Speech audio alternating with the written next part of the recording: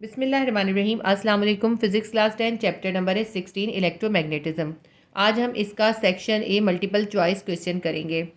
MCQs number 1 है, which statement is true about the magnetic poles. Magnetic poles के मुतालिक कौन सा स्टेटमेंट जो है इसमें से ट्रू है या सही है। ऑप्शन ए है, अनलाइक पोल्स रिपेल। जो ऑपोजिट पोल होते हैं वो एक दूसरे को रिपेल करते हैं। लेकिन ये ऑप्शन गलत है क्योंकि मैग्नेट के अंदर जो ऑपोजिट पोल होते हैं वो एक दूसरे को अट्रैक्ट करते हैं।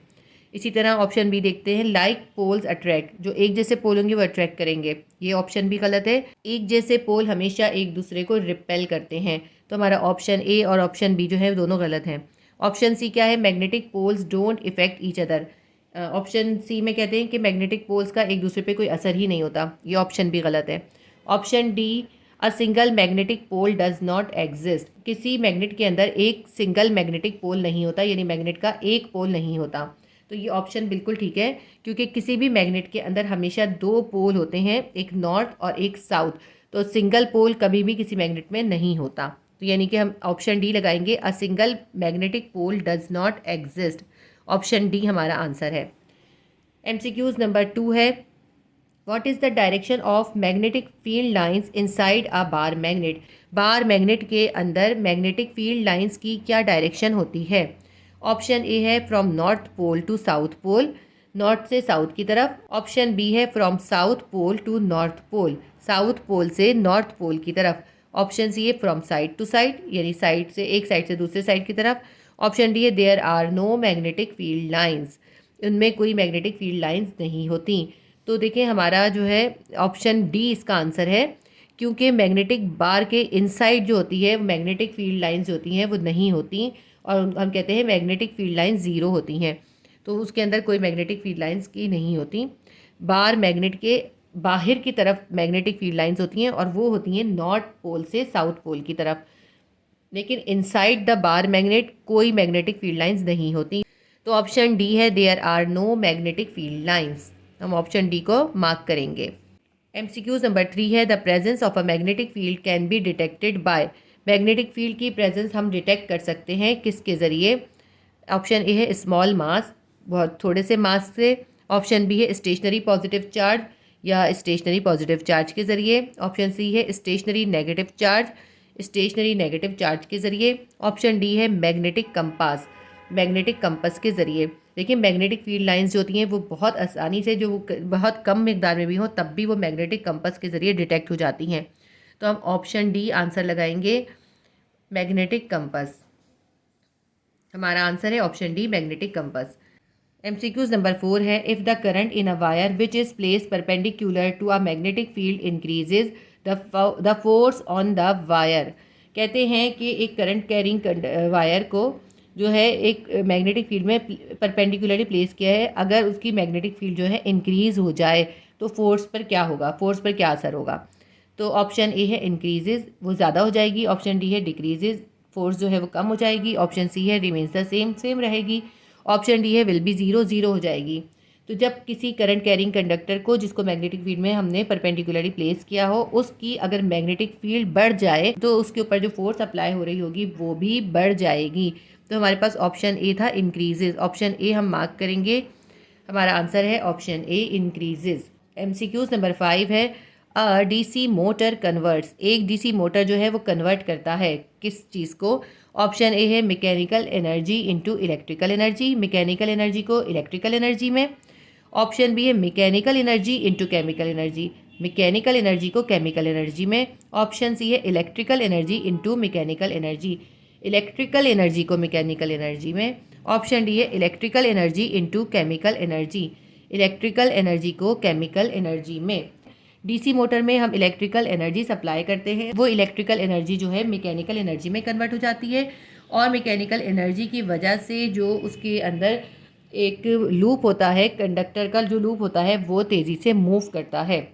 ठीक है, तो इसका आंसर हम लिखेंगे option C, electrical energy into mechanical energy, क्योंकि डीसी मोटर में इलेक्ट्रिकल एनर्जी मैकेनिकल एनर्जी में कन्वर्ट होती है। ऑप्शन सी हम इसको मार्क करेंगे। तो एमसीक्यू नंबर 5 का आंसर है ऑप्शन सी। एमसीक्यूज नंबर 6 है, which part of a DC motor reverse the direction of current through the coil every half cycle. DC motor का वो कौन सा पार्ट है जो हर हाफ साइकिल के बाद करंट की डायरेक्शन को रिवर्स कर देता है? ऑप्शन ए है द आर्मेचर, ऑप्शन बी है द कम्यूटेटर, ऑप्शन सी है द ब्रशेस, ऑप्शन डी है द स्लिप रिंग्स। तो देखें डीसी मोटर के अंदर जो होते हैं ना स्लिप रिंग्स लगे हुए होते हैं, और स्लिप रिंग्स जो है वो जो है उसकी वजह से ये जो डायरेक्शन होती है करंट की वो रिवर्स होती है। लेकिन ये स्लिप रिंग्स जो जिस कंपार्टमेंट में या डीसी मोटर के जिस पार्ट में लगे होते हैं वो होता है कम्यूटेटर। ठीक है, तो इन्होंने हमसे पूछा था किस पार्ट, कौन सा पार्ट है जो रिवर्स करता है। तो इसके अंदर ऑप्शन बी कम्यूटेटर और option D the slip rings, ये दोनों ही करेक्ट हैं। लेकिन क्योंकि इन्होंने हमसे कहा था कौन सा पार्ट है, कम्यूटेटर जो है डीसी मोटर का वो पार्ट होता है जो हर हाफ साइकिल के बाद करंट की डायरेक्शन को रिवर्स कर देता है, और वो रिवर्स करता किसके ज़रिए, वो स्लिप रिंग्स के ज़रिए करता है। तो इसलिए ज़्यादा बेहतर ऑप्शन जो है इन दोनों में से वो हम लगाएंगे option B commutator. MCQs number 7 है the direction of induce EMF in a circuit is in accordance with the conservation of. एक सर्किट में इंड्यूस EMF की डायरेक्शन जो होती है वो किस लॉ के अकॉर्डिंग होती है? ऑप्शन ए है मास, ऑप्शन बी है चार्ज, ऑप्शन सी है मोमेंटम, ऑप्शन डी है एनर्जी। इसका आंसर ऑप्शन डी है energy. Law of conservation of energy के अकॉर्डेंस होती है। ठीक है, एक सर्किट में इंड्यूस EMF की direction law of conservation of energy के अकॉर्डिंग होती है। तो इसका आंसर है option D energy. MCQs number 8 है the step up transformer. Step up transformer क्या करता है? ऑप्शन ए है increases the input current, input current को इंक्रीज करता है। ऑप्शन बी है increases the input voltage, input का वोल्टेज जो है इंक्रीज कर देता है। ऑप्शन सी है has more turns in the primary, तो स्टेप अप के अंदर जो है ज़्यादा टर्न्स होते हैं प्राइमरी में। देखिए हमने देखा है कि जो स्टेप अप ट्रांसफार्मर होता है उसमें प्राइमरी के अंदर कम टर्न्स होते हैं और सेकेंडरी के अंदर ज़्यादा टर्न्स होते हैं। तो ऑप्शन सी तो इसमें वैसे ही रॉन्ग हो गया। ऑप्शन डी क्या है? Has less turn in secondary coil. तो ऑप्शन डी भी गलत हो गया कि सेकेंडरी कॉइल में कम टर्न्स होते हैं। जो भी स्टेप अप ट्रांसफार्मर होता है उसके अंदर सेकेंडरी कॉइल में ज़्यादा टर्न्स होते हैं। तो सी और डी ऑप्शन गलत हो गया। तो ऑप्शन बी जो है ना इसका आंसर है, क्योंकि स्टेप अप ट्रांसफार्मर जो होता है वो इनपुट वोल्टेज को इंक्रीज करता है। ऑप्शन बी हम मार्क करेंगे। MCQs नंबर 8 का आंसर आएगा option B increases the input voltage. MCQs number 9 है the turn ratios of a transformer is 10, it means. इसमें ये कहते हैं कि एक ट्रांसफार्मर है और उसका जो टर्न रेशियो है वो 10 है। तो इसका मतलब क्या बनता है? ऑप्शन ए है IS is equals to 10 IP, यानी जो करंट इन सेकेंडरी कॉइल है will be equals to 10 multiply by current in primary coil. Option B है turn in primary coil will be equals to 10 multiply by turn in secondary coil. Option C है turn in secondary coil will be equals to 10 multiply by turns in primary coil. Option D है voltage in secondary coil will be equals to 10 multiply by voltage in primary coil. तो इन्होंने हमसे कहा है कि अगर एक ट्रांसफार्मर है उसका जो टर्न रेशो है वो 10 है, तो इन्होंने हमसे पूछा है तो इसकी जो इक्वेशन है वो क्या बनेगी। देखिए टर्न रेशो क्या होता है? Turn ratio is as the number of turns on secondary cell divided by the number of turns on primary cell. Secondary cell के अंदर जितने नंबर ऑफ टर्न्स होते हैं उसको हम प्राइमरी सेल के नंबर ऑफ टर्न से डिवाइड करते हैं, वो होता है टर्न्स रेशो। तो इसको हम कैसे लिखेंगे? NS यानी टर्न्स इन सेकेंडरी कॉइल, उसको हम डिवाइड करेंगे टर्न इन प्राइमरी कॉइल यानी NS डिवाइडेड बाय NP। और ये इन्होंने हमें गिवन किया था कि टर्न्स रेशो कितना है? NS अपॉन NP जो है उन्होंने कहा था इज इक्वल्स टू 10 है। तो इसको अगर हम इसको बैलेंस करते हैं, NS को यहीं छोड़ देते हैं, NP को 10 के पास ले जाते हैं, तो क्या आएगा? NS will be equals to 10 multiply by NP। ये हमारी बन गई इक्वेशन। तो ये हमारा ऑप्शन हमारा जो है ये हमारा आंसर आएगा। इसको हम देखते हैं ये कौन से ऑप्शन में आंसर है। ये ऑप्शन सी में इसका आंसर है। ऑप्शन सी क्या है? NS is equals to 10 NP। तो हम लिखेंगे MCQs नंबर 9 का आंसर कि the turns ratio of a transformer is 10। अगर किसी ट्रांसफार्मर का टर्न्स रेशो 10 हो, इट मीन्स इसका मतलब होगा NS is equals to 10 NP, यानी टर्न्स इन सेकेंडरी कॉइल बराबर होंगे 10 multiply by turns in primary coil के। तो MCQs नंबर 9 का आंसर हम लगाएंगे option C, NS is equals to 10 NP। आपके इस चैप्टर के तमाम MCQs कंप्लीट हो गए। इसके बाद हम करेंगे नेक्स्ट चैप्टर के MCQs। Physics class 10 chapter number है 17 इंट्रोडक्टरी इलेक्ट्रॉनिक्स। आज हम इसका सेक्शन है मल्टीपल चॉइस क्वेश्चन करेंगे। MCQs नंबर 1 है metals are good conductors of electricity because they have free. Metals जो होते हैं वो इलेक्ट्रिसिटी के अच्छा कंडक्टर होते हैं, यानी उनमें से इलेक्ट्रिसिटी आसानी से पास होती है। किस वजह से मेटल्स जो हैं गुड कंडक्टर होते हैं? ऑप्शन ए है इलेक्ट्रॉन्स की वजह से, ऑप्शन बी है प्रोटॉन्स, ऑप्शन सी है न्यूट्रॉन्स, ऑप्शन डी है फोटॉन्स। तो हमें पता है मेटल्स के अंदर फ्री इलेक्ट्रॉन्स होते हैं जिसकी वजह से वो इलेक्ट्रिसिटी का गुड कंडक्टर होते हैं। तो हम इसका आंसर लिखेंगे ऑप्शन ए इलेक्ट्रॉन्स। इसका आंसर होगा option A electrons. MCQs number 2 है the continuous flow of electrons is made possible by a device called.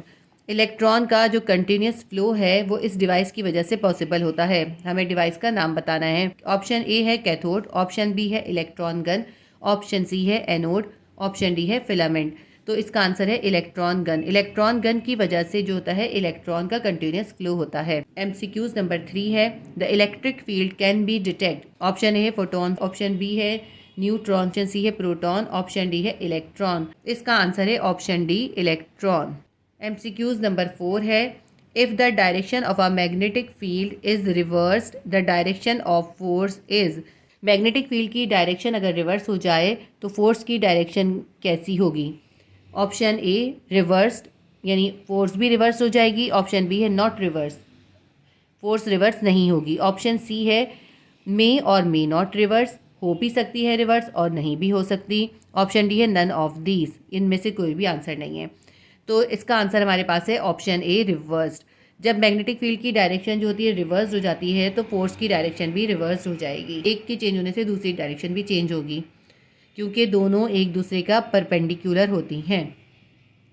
MCQs number 5 है the process of emission of electron from the hot metal surface is called. किसी hot metal की surface से electron के emission को कहते हैं, क्या कहते हैं? Option A plastic emission, option B thermionic emission, option C static emission, option D current emission. तो इसका आंसर है हमारे पास option B thermionic emission. MCQs number 6 है if input of a NOT gate is 1 then its output is. तो not gate का अगर input 1 हो तो उसका आउटपुट क्या होगा? हमने ये बात पढ़ी थी कि नॉट गेट के अंदर इनपुट भी एक ही होता है और आउटपुट भी एक ही होता है और एक दूसरे का ऑपोजिट होता है। यानी 1 होता है अगर इनपुट तो आउटपुट 0 होता है, और अगर 0 इनपुट होता है तो आउटपुट जो होता है वो 1 होता है। अब इसमें इन्होंने हमें कहा है कि नॉट गेट के अंदर अगर इनपुट 1 है तो आउटपुट क्या होगा? तो हमने आपको बताया ना 1 का ऑपोजिट क्या होता है? 0 होता है। तो नॉट गेट में अगर इनपुट 1 होगा तो उसका आउटपुट क्या आएगा? उसका आउटपुट 0 आएगा। अब हम ऑप्शन पहले देख लेते हैं। ऑप्शन ए है 1, ऑप्शन बी है 0, ऑप्शन सी है मे बी 1 और मे बी 0। हो सकता है 1 हो सकता है 0 हो। ऑप्शन डी है नन ऑफ दिस, इसमें से कोई आंसर नहीं है। तो इसका आंसर हमें पता है कि नॉट गेट में अगर इनपुट 1 होगा तो उसका आउटपुट 0 आएगा। हम ऑप्शन बी 0 को टिक करेंगे। MCQs नंबर 7 है the Boolean expression of an AND gate is. AND gate की आपको बोलियन एक्सप्रेशन बतानी है। तो एंड गेट की बोलियन एक्सप्रेशन क्या होती है? A dot B. तो ऑप्शन ए है हमारे पास A dot B, option B है A plus B, option C है A multiply by B, option D है नन ऑफ दीज। तो इसका आंसर जो है option A dot B. MCQs number 8 है इलेक्ट्रॉनिक्स कंप्राइजेज द। इलेक्ट्रॉनिक्स जो है वो किस चीज़ों से किन किन चीज़ों का कॉम्बिनेशन है? ऑप्शन ए है फिजिक्स, ऑप्शन बी है इंजीनियरिंग, ऑप्शन सी है टेक्नोलॉजी, ऑप्शन डी है ऑल ऑफ दीज। हमने ये पढ़ा है कि इलेक्ट्रॉनिक्स की ब्रांच जो है उसके अंदर फिजिक्स भी होती है, इंजीनियरिंग भी शामिल है और टेक्नोलॉजी भी शामिल है। तो हम option D all of these को मार्क करेंगे। तो हमारा आंसर है option D all of these. MCQs number 9 है the Boolean expression of an OR gate is. OR gate की बोलियन एक्सप्रेशन बतानी है। ऑप्शन ए है A dot B, option B है A plus B, option C है A multiply by B, option D है none of these. तो जो और गेट है उसकी एक्सप्रेशन जो होती है ए प्लस बी होती है। तो हम ऑप्शन बी ए प्लस बी को मार्क करेंगे। MCQs नंबर 10 है the cathode ray carry. Cathode ray carry करती है। ऑप्शन ए है पॉजिटिव चार्ज, ऑप्शन बी है न्यूट्रल, ऑप्शन सी है नेगेटिव चार्ज, ऑप्शन डी है पॉजिट्रॉन्स। कैथोड रे जो होती है वो नेगेटिव चार्ज कैरी करती है। कैथोड रे पे नेगेटिव चार्ज होता है। तो ऑप्शन सी नेगेटिव चार्ज को हम मार्क करेंगे। हमारे तमाम MCQs कंप्लीट हो गए। उम्मीद करती हूँ आपके लिए हेल्पफुल रहे होंगे। Please do like share and subscribe my channel. अल्लाह हाफिज़।